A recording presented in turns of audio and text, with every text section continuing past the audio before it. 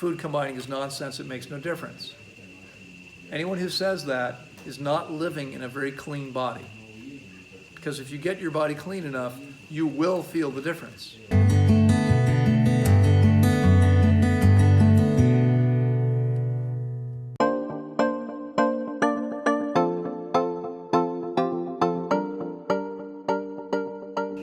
When we put anything into the belly can do the job of digesting that, as long as it's something our systems are capable of digesting, if there's one thing there.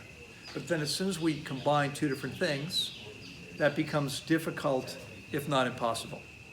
We cannot eat a banana and a grapefruit together and expect to digest them very well, because they require two very different environments. Okay? That's clear. So what does work well? Well, when we're talking about fruits, the more similar two things are, the better they're going to digest together. Okay? So we can break fruits down into several different categories. We'll start with melons. Melons don't combine well with anything. You eat them by themselves always, no exceptions. I wouldn't combine any melon with any other melon, ideally. You can do it, but it's never going to be ideal. Okay? And definitely not with any other kind of food. So ideally, one type of melon at a time. Now, many people may be thinking, if you haven't already eaten this way, you might be thinking, oh, but this sounds boring. It's not going to be very satisfactory. It's not going to satisfy me. That's just simply not the case. What happens for most of us is, it's amazing. The food tastes better when you eat one thing at a time because you really taste it, and you actually can hear your body when it tells you it's had enough.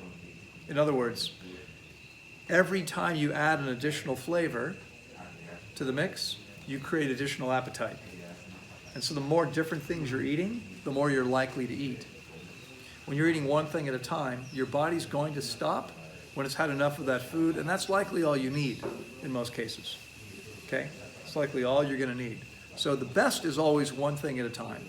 But with melons, I would eat each melon separately, not with anything else. The next category is acid fruits. Acid fruits include citrus, that's oranges, grapefruits, tangerines, pomelos, what else? Grapefruits. I say grapefruits. Nope, pineapple's not a citrus. Citrus are all trees, fruits that grow on trees that have the same structure, very similar skin, very similar flesh inside. Those are all citrus. Okay, pineapple's acidic, but it's not a citrus. Okay, so pineapples are acids, kiwis are acids, some of the berries are acidic, and there's other things, but it's not a huge. Mango? Nope, not a huge category. In citrus, did we say lemon and lime? Well, lemons and limes are citrus fruits. Most lemons and limes aren't things you're ever going to sit down and eat. There are some exceptions. We have sweet limes in the kitchen right now. You can eat them like an orange. They're technically limes. They don't taste like limes, and they're much less acidic than limes.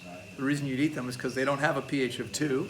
They've got a pH of 3 or 3.5, which means 3 is 1/10 as acidic as 2. So it's a huge difference between a lime and an orange in terms of acid levels. Lemons and limes, most of us aren't ever going to make a meal of lemons or limes. I wouldn't really think of them as food in the way I think of the other things as food. Okay? So those acid fruits, the best combination, the best thing to combine, what do you think? The best thing with a grapefruit would be what? Grapefruit. A grapefruit. Exactly. Okay, that's the best. Next best would be any other citrus. An orange, a tangerine, a pomelo, because they're very similar in structure. They're very similar in water content. That means the environment to digest them is going to be very similar as well. Not the same, it won't be ideal, but it's better than almost any other combination would be, right? Other than the same thing with itself. The next best would be any other acid fruit. All acid fruits are going to have similar environment necessary. Not the same, but similar. So they're going to combine best with other acid fruits. The next category is subacid, and we're going to skip it for the moment. We're going to jump over it. So if you can imagine them in order, melons, acids, subacids, and then sweet fruits. Okay? What are the sweet fruits? Mango. Not mangoes. Banana. Bananas, not papayas. Grapes. Not grapes. Dates, except that dates are typically eaten in an unnatural state. They're dry. I mean, they're allowed to dry on the tree. But the sweet fruits are all fruits that are very sweet without our needing to let them dry. Cherimoya, persimmons, sapotes. Most cherries are probably, no, not sweet fruits. Some cherries are acid and some cherries are subacid. Durian, jackfruit. Durian, jackfruit, canastella, which is in the sapote family, the whole sapote family. There's a whole bunch of them. Most of the cherimoya family, the annona family, the exception being guanabana. All the rest are sweet fruits. All the bananas, right? These are all sweet fruits. And notice that so far, with very few exceptions, there may be one or two exceptions. You go from melons, which are 90 to 92% water. Yeah, maybe even a little more. There's a special case we'll come back to, but around 90 to 92% water on average. To citrus, the acids, which are going to be 88 to 90% water typically.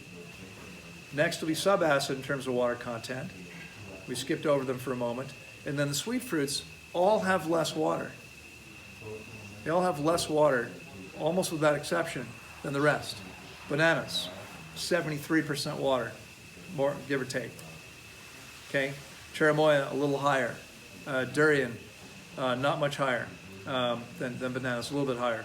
I mean, almost everything's a little higher than bananas, but most of them are between 73 and 78, 79% water.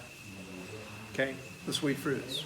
One of the reasons that they're so sweet is because the sugar's more concentrated because there's less water. Does that make sense? But because there's less water, because the sugar's more concentrated, they're harder to digest. They don't move through the system as quickly or as easily as some of the other fruits. And so if you combine them with other things, they're going to sit there needing to be digested longer. Bananas can take an hour, for instance, while melon might take 15 or 20 minutes in your stomach. And what happens if you eat them together is the melon sits there and ferments while it's waiting for the bananas to be ready. Because the valve opens once to let everything out. Okay? So sweet fruits are going to combine best with sweet fruits, with other things in the same category. That's going to be the best combination. Now there's one other piece. All fruits combine reasonably well with lettuce, with the exception of melons, which don't combine well with anything. So you can eat bananas and lettuce. In fact, if you've never tried it, take a banana, wrap it in a piece of lettuce, banana sandwich. It's great. Okay? And if you're somebody that has a problem with the sweetness of bananas, either because they just taste too sweet or it actually affects your blood sugar, wrapping it in a piece of lettuce helps. Because what you're doing is you're adding water and fiber, both of which slow down the absorption of sugar into the bloodstream, and no additional sugar. Okay? So you're taking the glycemic load of that meal down by adding lettuce to it. Okay? You can do this with any fruit you want, except melons. Okay? Some might work a little better than others, but technically it works okay with all of them. So why did we skip the subacid fruits? Because it's a huge category, and that's where almost everything else lives, right? There's some acids, not that many. There's some sweet fruits, not that many. Almost everything you know is subacid. Mangoes, 5,000 varieties of them, plus. Papayas, grapes, apples, pears, all the stone fruits, peaches, nectarines, plums, apricots, what else? I mean, these most cherries, these are all subacid fruits. Plums. Yep. So Again, you know, in the subacid fruit category, one type of mango would go best with another mango. That's going to be the closest. But it's okay with any, okay, not necessarily great, with any other subacid fruit. The more similar they are, the better the combination. Apples with other apples. Could be different varieties of apples. Next, maybe with Asian pears, right, which are like a cross between an apple and a pear, and the next would be a pear. Very similar, same family. They're the same family, Peaches. okay? Peaches would work best with Peaches. other stone fruits that are in the same family. So peaches, plums, nectarines, and apricots, they're all closely related. Okay, most berries, as I think I said, are subacid. The more acidic ones are acid. The rest are subacid. Can you combine them all? Well, you can combine them using the same rules we've already covered. So acid works best with acid. Subacid works best with subacid. You can combine acid and subacid. It's not a great combination. It's always best within one category. Next best would be categories that are next to each other. So acid and subacid, that's okay. It's not good. Acid and sweet, that's bad. So when you said pineapple and kiwi come under, they subacid, They're both acid. acid. You mentioned about how the addition of another fruit can change. Spur appetite. Yeah. Well, yeah, I'm just interested as to what you think's going on there. I think your body is saying, oh, what's that? Give me more of that. Yeah. I don't know. I mean, I don't know why it happens, but I know it happens because I've experienced it. Yeah. If you eat one thing at a time, you eat less than if you combine things. Virtually every time. So it'll happen for almost everyone. Yeah. Okay? Let's talk about the non-sweet fruits. What am I talking about? Tomatoes, cucumbers, avocados, peppers, squashes. Okay? So first of all, squashes, the cucurbit family is a family of plants that include all the squashes, all the melons, okay, cucumbers, The what family, sorry? called cucurbit. Oh, Cucurbit. Yeah, C-U-C-U-R-B-I-T. Okay, these are all related plants. In fact, how many of you have ever grown cucumbers and melons, I have. squashes? Do the plants look similar? Don't think too hard. It's the same. They're like the same plant, same flower. They look almost identical. If you plant a bunch of them next to each other, you might not know which one's which until they start fruiting. They're almost identical looking plants. Same family, okay?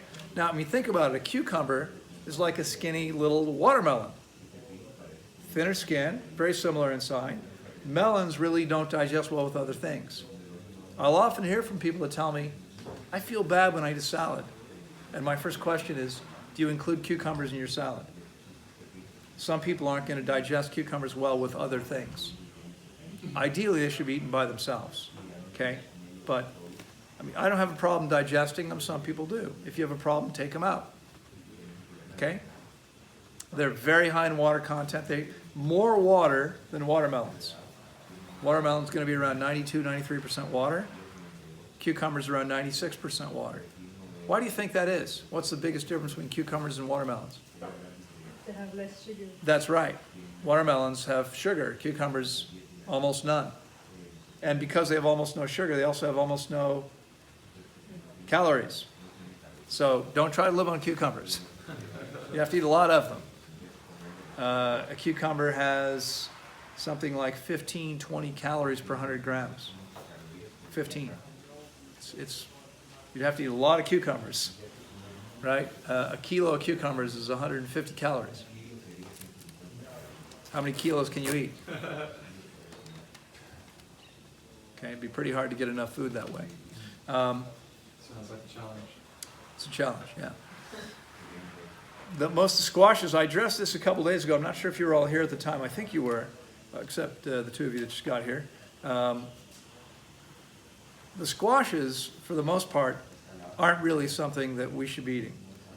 They're starchy, they're fruits, but the fact that they're fruits doesn't necessarily mean we should eat them, okay? Some fruits are hard to digest. They're not really that tasty. They're starchy.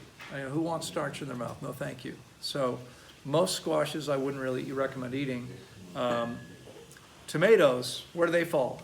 What do you think? Acid. Yeah, they're acids, absolutely. High acid content. And how about avocados? Sweet. Subacid, no, not sweet. Not much sugar. Separate. They really belong in a separate category.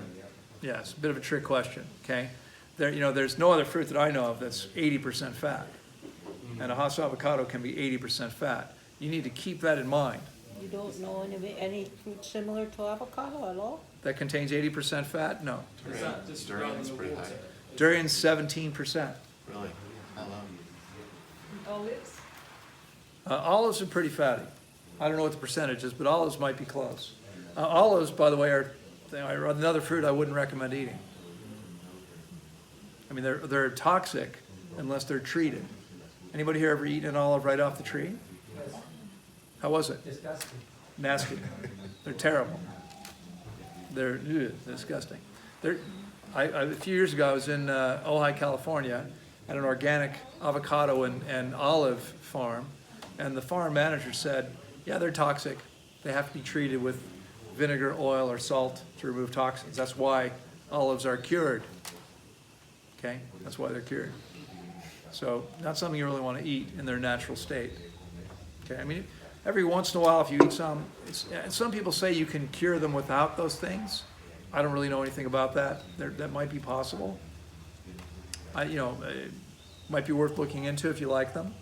But in the meantime, if I'm at a restaurant, I get a salad, and it's got a little bit of olives in it, I'll probably eat them. It's not a big deal. But we don't have olives here. We don't keep them here. It's not something I'd purposely go looking for. I try to avoid them in most cases. Okay? How about zucchini? Well, zucchini, as I said, is a squash that's a little bit easier to digest than the other squashes. Zucchini and yellow summer squash, which are very similar consistency, those are okay. For me, I don't really want to eat them very often. They're still a little too starchy for me. The question is about avocados. How many can you eat? How should we think about these? Can you eat them every day, etc.? It's going to vary from person to person. As I think I said the other day, because the cell nucleus of every living cell is made of fat, we don't ever need to eat concentrated fat. You can, but you don't have to. Some people think they need to eat concentrated fat, they need to eat concentrated protein. You don't. You can get enough protein and fat without ever eating concentrated sources. If you're eating concentrated sources, it can easily become too much. Okay, you want to be cautious about that. You may remember the story, I may have told this last time you were here, but several years ago I got an email from someone who said, Loren, he said, I've been following your program for years, but I'm still having trouble. And I used to write for an English magazine. It was like 3 or 4 times a year they'd publish, and I always have an article there. He had all my audios and videos.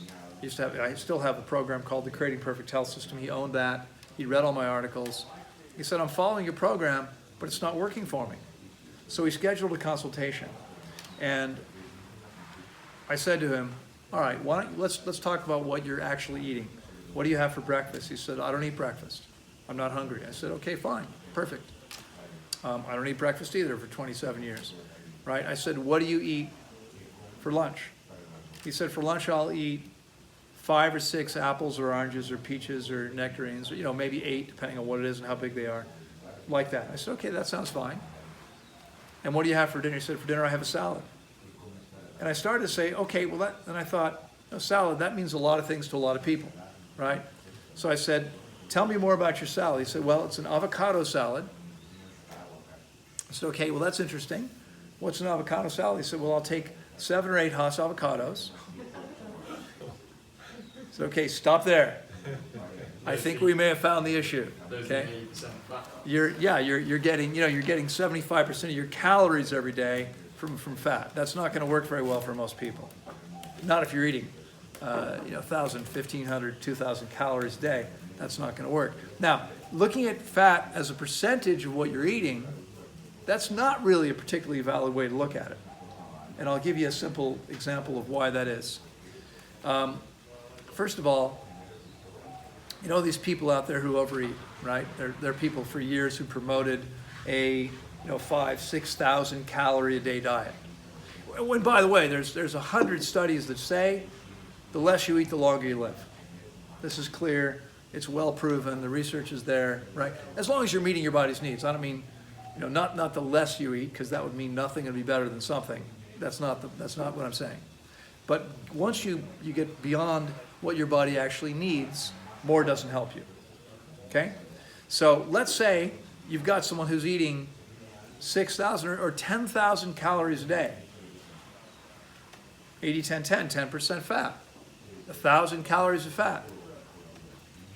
All at one meal, right? How's that going to work? My guess is for most people, not very well. Most people are going to have a hard time processing that much fat at one time. And it doesn't matter what else they're eating. It doesn't matter that it's only 10% of their calories. It's the quantity of fat.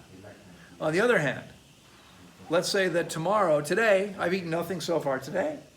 Let's say that I eat nothing for breakfast at 2 o'clock in the afternoon, and that for dinner tonight, I have one avocado, one Hass avocado. That means 80% of my calories came from fat today. Is that a problem? No, it's not a problem. It doesn't matter that it's a percentage of calories. How much is it? If all I'm eating is one avocado, I can handle that. I can handle 80% of the calories from fat. Does that make sense? Everyone with me? Okay. It's not really a valid way to, it's a shorthand. It works if you're talking about normal quantities of food every day. It might be, it might be reasonable. But where there are wild ranges, some people eat 10,000 calories a day. I'll eat 1,200 calories a day. Maybe even there, the percentages aren't going to be valid. Okay? Does that make sense to everyone? I'm sorry, can you repeat the percentages? I just sort of lost my mind. Yeah, if someone's eating 10,000 calories a day, and someone else is eating 1,000 calories a day, it's not necessarily reasonable to say that those two people can each handle the same percentage of their calories from fat, right? 10% of calories from fat, if you're eating 10,000 calories, might be way too much. 10% of calories from fat, if you're only eating 1,000 calories, might be way less than your body could handle. Does this make sense? Okay? Just to get clear about that. It's not really a valid way to talk about anything, but it's an easy way to do it. Yeah. Is celery a good accomplice to sweet fruit like lettuces? Is celery a good combination with sweet fruits the way lettuce is? I don't really know. I'm not a fan of celery, personally. I mean, I don't think it's so optimal. Or I believe that we're intended to eat soft, tender, leafy greens. Celery, I'm not so sure about. So I don't typically, we don't have any celery here. It's not something we would normally use, and I don't have a lot of experience with it. I don't really know. Have you found that it works well for you? Yes, because I don't know. I mean, in the States it's pretty prevalent, so. Because it's pretty prevalent in the States. I think it's everywhere. I see. It's high water, I think. Is it? Yeah, it's pretty high in water content. Absolutely. It's got a lot of fiber that's difficult for our bodies, but it's probably not really so problematic. I think it's much easier than most vegetables. Yeah. What about the tips of asparagus? Are those Right. Asparagus tips. If they're fresh, young, it's probably okay. It's all relative, right? The older the asparagus is. Asparagus is a cruciferous vegetable. We talked about them the other day. You guys weren't here yet, but cruciferous vegetables are difficult to digest. Anything that has that structure, that's cellulose that gives it the structure. Tree is mostly cellulose. That's what gives it the structure, okay? Asparagus looks like a tree. If it's mature and it's pretty hard, it's not very easy to digest. And the same is true with broccoli and Brussels sprouts and cauliflower, all these things, which I can't even imagine why anybody would be attracted to those things in their raw state. They're not appealing Cabbage? to me. Cabbage is the same. So coleslaw is not good. Well, it's not optimal, that's for sure. Yeah. All right, any other questions about this? Yeah. coconut flesh. Right, so I think we talked about this just the other day, you may recall. Say again? Was it It's here? fatty, I think I remember. Yeah, I said it's technically considered a fruit. Botany says that coconuts are drupes, they're a kind of fruit. Drupes? Yes, I think that's absurd. They look like nuts, they feel like nuts, they taste like nuts. I'd call them nuts. It may well be that next year botany says we were wrong, they're nuts. They change their mind back and forth all the time. The history of botany is a history of things being moved from one category to the other. Okay? So, the categories are human constructs. Call it whatever you want. Make a new category. It's like a nut. It's a very dense, high fat, and high protein substance, which my clean body does not want very much of. So I would recommend using it sparingly, if at all. How often do you eat like tomatoes and avocado over like the course of a week? It varies. I think my last salad was 4 or 5 days ago. So mostly it's fruit for me. But if I have a salad, I'm always going to include tomatoes and avocado. Always. I love them both. Yeah. But I don't have salads that often. All right. Any other questions on food combining? So, keep in mind, I think I shared with you guys the other day, remember the chimpanzees? They have access to 75 foods that they eat over the course of the year. And yet at any given time, there are 1 or 2 foods in their stool because they only eat one thing at a time. Maybe some fruit with leaves, that's it. That's the only combining they do. Okay? That's always going to be optimal. Yeah, this is the problem with eating normal meals. Yeah. You eat steak and potatoes and a bunch of other stuff and then have some fruit on top, and guess what? I mean, that meal, that dinner, which is already a bad combination of things, could be in there for 3 or 4 hours. And the fruit needs 20 to 45 minutes on average. You're going to cause fermentation. You're going to create issues, for sure. This is what's going to happen. Now, many bodies are so toxic and acidic, they may not feel any different eating that stuff. Yeah. Because they may be going through that all the time. It's all relative. People all the time over the years, I don't know how many times I've seen people write or say that food combining is nonsense, it makes no difference. Anyone who says that is not living in a very clean body. Because if you get your body clean enough, you will feel the difference. How many of you have had the experience, have experienced the issues with making poor combinations? Look around. Melon and cashews. Oh, yeah. I didn't sleep a week that night. No, I can imagine. Yeah. Melon and what? Cashews. Cashews, right. So coming back to the other night's discussion, I know she wanted to die that day. Why else would you do that? Right? Not a very good combination. Yeah. A lot of things, by the way, taste good together. Back 27 years ago, when I became raw, and I went raw, and first of all, back then, still in the health food stores in the U.S., it says raw cashews, right? They're not raw, they're not roasted, but they've been blanched in order to remove their paper skin, right? And so they're cooked, but I didn't know that. And so if I found myself craving something I didn't want to eat, I'd drive to the organic market and I'd buy, like a bag of cashews and a bag of medjool dates. And I'd sit in my car and get stoned. No pot, just dates and cashews. I thought it was all raw, it wasn't. And, that's a powerful combination together. Not a very good one.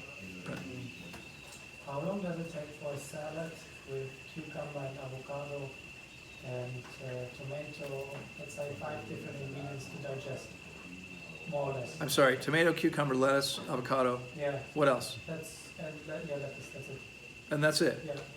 How long does it take? Hang on. 53 and a half minutes. Thank you. Is 50, not Is it 3 54? hours or around 1 hour? Because you say about watermelons, you say exactly like it's about 15, 20 minutes. Yeah, melons in general are going to be 15, 20. They can take longer, 18 and a half. and everyone's body is going to be different. But salad is much harder to digest. Lettuce is much harder to digest than most fruits. My guess is you're looking at probably at least an hour and a half, maybe longer. Yeah, something like that. Yeah, Freddie. Loren, I know you don't recommend drinking after eating, and I know it's because it waters it down. Like, how long should we really wait after we eat? And does it vary depending on what we eat? It does. If I eat melon, I can eat it within half an hour. If I eat a salad, should I wait an hour? So we have people waiting at least 45 minutes no matter what they're eating. 45 minutes when you're refeeding. You know, the instructions are after you finish eating, wait 45 minutes before you drink anything. And that's even with melon. Only coconut water is half an hour because it's almost all water. But if you are, hopefully nobody here, but you know, if someone's eating meat and potatoes, they should probably wait 3 hours. I mean, they probably can't wait 3 hours because they're severely dehydrated and probably more so from their meal. But you know, they need to drink something. But they're going to affect their digestion by drinking. How would they affect their digestion? Well, you've got a vessel, and inside the vessel, your body's measured on the tongue what's coming in, and then it's secreting whatever digestive enzymes, whatever hydrochloric acid you need. There's some water in there. All of that, you know, you've got a medium that your body has created for the optimal digestion of that food. Go pour a bunch of water on top of that. What happens? You've diluted the concentration of everything. You're not going to digest very well. You can drink water 15 minutes before you eat, right? 15 minutes before you eat, you stop drinking. You can drink up to 15 minutes before meals. You want to make sure that the water is not sitting in your stomach when the food comes in, for the same reason. 50 or 15? 15. Water doesn't take long. We don't have to digest it. So it goes in and it goes back out pretty quickly. When you mean digestion is when everything finishes and gets out of the stomach. Yes. That's digestion. Then it gets all the way in. Well, some people say there's some digestion that happens in the intestines, but mostly we're digesting food in the stomach. In the intestine, we begin to assimilate. So we're absorbing vitamins, phytonutrients, enzymes in the small intestine. We absorb most of the minerals in the ascending colon, and we absorb most of the excess water in the food, if there is any. For most people, there isn't any, but in the way most people eat. But if you're eating fruit and salad, all the excess water is absorbed in the transverse colon, which makes sense, right? You know, what happens is it comes 95% of the way, and then before you eliminate it from the body, before you expel it, you absorb whatever water you don't need to get it out, to get it that last little bit of the way. And that's why people don't necessarily have much discomfort the first 30 feet of the way. And then it can be a little more painful. Why? It's got less water in it at that last stage. Chimpanzees have on average, about 75 different foods that they eat in their area over the course of a year. 75. I'll bet you that's more than most humans eat.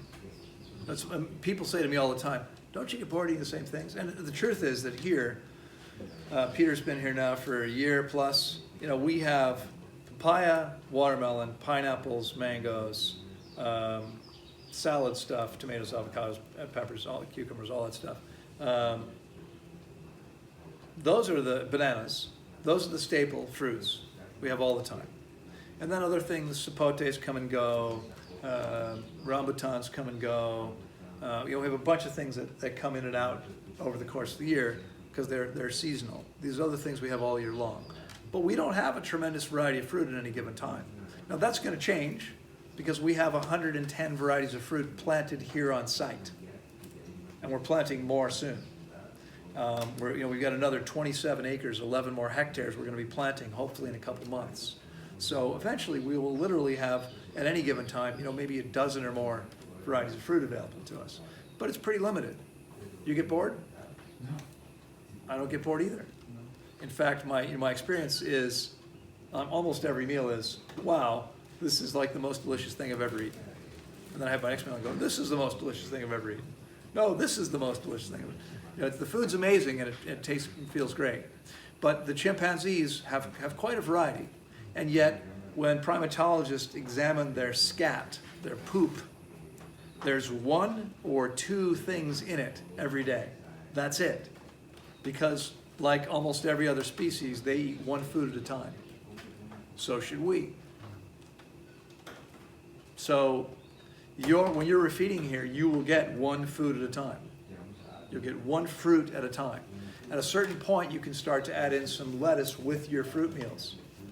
Not with melons ever, but with other fruits. You can add lettuce, okay? My fruit meals are typically 1 fruit at a time. There are some exceptions, but not very many. So, 5 times a week, I eat watermelon. My breakfast at 2 or 3 o'clock in the afternoon is watermelon, period. That's it, nothing else, okay? My second meal might be papayas, or bananas, or mangoes, or a simple salad. But it's usually 1 fruit at a time. So what I would combine with persimmons is persimmons, okay? It's best not to combine anything with any fruit because each fruit will digest better by itself. Everything you eat, right? You eat a banana and your amazing body says, no problem. So when you're chewing it up, first of all, this is important, when you're chewing it up, 2 things happen. Your body, first of all, is taking a measure of what's there, and if there's any starch involved, secreting salivary amylase, which is a starch-splitting enzyme. Why would our bodies make a starch-splitting enzyme if we're fruit eaters? Well, because some starch, there's always some starch in it. What if the fruit's not completely ripe yet? Right. Yeah. There's some starch. A lot easier for your body to handle it, to digest it, if you start that process in the mouth, okay? But the other thing that's happening is it's taking a measure on your tongue of what's there, of exactly what that composition is. It could be something you've never, it's not like your body's going, oh, that's a banana, I know what to do. Your body's just looking, how much of this does it have, how much of that does it have, what exactly is this? What's it, how is it, what's the composition? And then it creates the perfect environment in your stomach to digest that, okay? You eat a grapefruit, and your amazing body says, no problem, I can create the perfect environment to digest this. Eat the banana and the grapefruit together. Can your body create 2 different environments in 1 vessel at the same time? No, that's impossible. Every single food requires a different environment. If you combine different fruits together, you're going to compromise your digestion. So the chimpanzees instinctively 1 at a time. What's the time period between eating 1 fruit to the time that you can eat another fruit? Hunger. Hunger? Yeah. So you eat until you're satisfied, and then when you get hungry again, you eat again. And I don't mean the type of hunger you're used to, which is in your belly or it's in your mind going, I think it'd be nice to eat something now. I mean when your body actually needs food. You're going to do best if you don't eat more than you need to. Most people do eat more than they need to. Most people eat a lot more than they need to. Okay? In any case, you do not want to be a serial mono eater. What I mean is 1 food and then you wait half an hour and eat another food and then wait half an hour. You don't want to do that. So you eat watermelon until you're satisfied.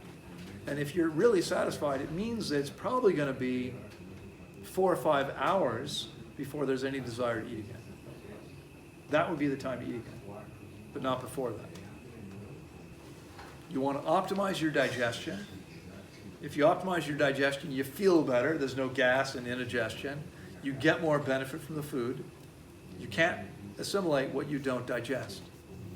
Okay, if you have poor digestion because it's a poor combination, you're not going to get the benefit of your food. That means you're going to need more food.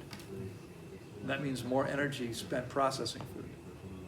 But the results that you get, I mean, how, the level of health and vitality you enjoy is going to depend on the choices that you make consistently day after day. If there's an occasional exception, that's okay, perhaps, depending on what the exception is. But it's, it depends, what are you doing every single day? So if every single day you're making excellent choices, mono fruit meals, perfect, high quality, fresh, ripe, organic food, and there's an occasional exception, you can probably be okay with that.